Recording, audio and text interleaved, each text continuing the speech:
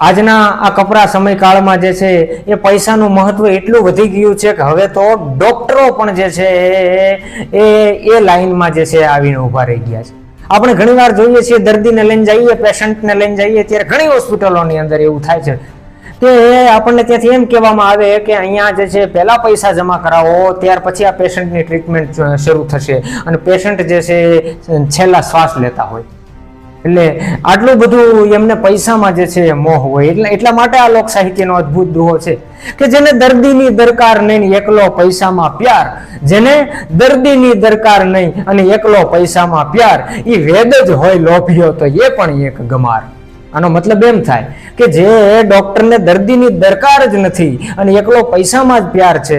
Doctor છે એટલે એમનું કર્તવ્ય એ પણ છે કે એમને સૌથી પહેલા જે છે એ પોતાના પેશન્ટને સાજું કરવું. એટલે દર્દીની દરકાર નહીં, એકલો પૈસામાં પ્યાર, વેદ જ હોય લોભિયો તો એ પણ એક ગમાર. જો આટલો બધો લોભિયો ડોક્ટર હોય તો એ એમનું વ્યક્તિત્વ જે છે એ ગમાર જેવું છે. એ કોઈ વેદ કહેવાવાને કે ડોક્ટર કહેવાવાને કે સમાજ સેવક કહેવાવાને લાયક નથી. એમાં લોક સાહિત્ય આપને કહેવા માંગે છે. ધન્યવાદ. રામ રામ.